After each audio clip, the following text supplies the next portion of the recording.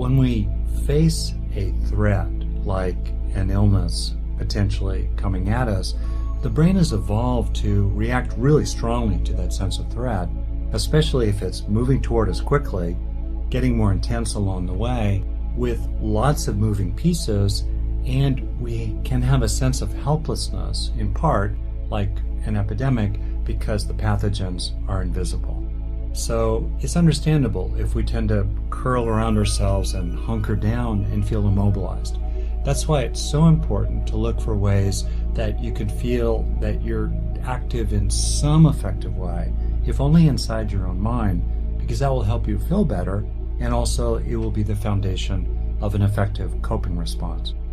Of course, out in the world, we should take sensible precautions, follow the advice of experts who know what they're doing. I'm doing that myself. Meanwhile, inside ourselves, there are two kinds of things we can do that are really helpful. The first is to engage in practices that help us feel calmer, clearer, and stronger. For example, just exhaling naturally slows the heart rate and engages what's called the parasympathetic branch of the nervous system, which can help us feel more rested and centered and grounded in ourselves. So looking for those ways to take 3 breaths in which you're aware of the feeling of breathing while you're doing it, and helping the exhalations be as long as or even longer than the inhalations. That's a really good method.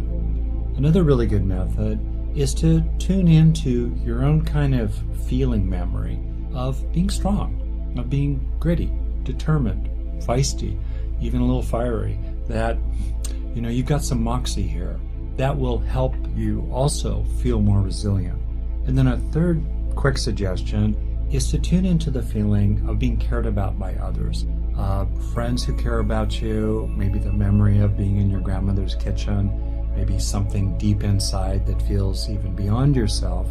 That sense of being supported by others and cared about by others is really important, particularly given that as human beings, we must live with others and rely on others. So it's natural to need the sense of others caring about us, or certainly including us, for our own stress management.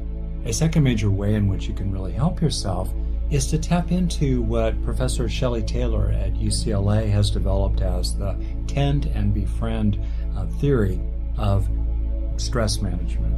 In other words, in addition to fighting and fleeing in response to a stressor, we can tend and befriend. In other words, keep in mind the fact that they're scared too. Just last night, I was walking down the street and came upon a father and teenage daughter walking their dog, and I could feel the part of me that wanted to shrink away from them and see them as somehow the enemy. And I could feel something of that in them as well. So I was deliberately a little extra friendlier at night, saying hello to them, and a little extra inclined to tune in to their reactions too.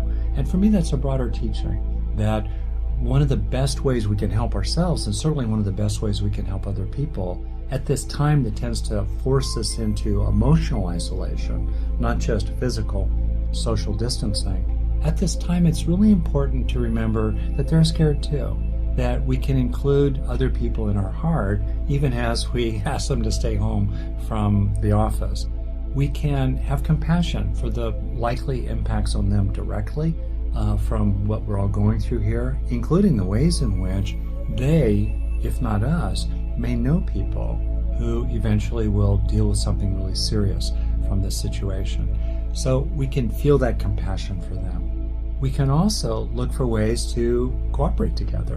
One of the great teachings of this pandemic is that much as it is the fact that we live together necessarily as humans is that which makes us vulnerable to this problem, it also means that the only way we are going to be able to solve this is through cooperating with each other, through relationship with each other.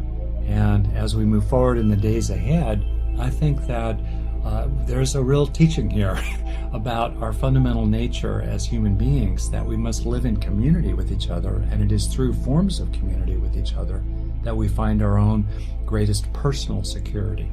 So I hope this has been useful to you. I really wish you the best, and know that through our own personal practice, which helps us find, over time, an increasingly unshakable core inside of resilient well-being as we face our challenges, know that as we develop ourselves in this way, we're doing it for the sake of others as well.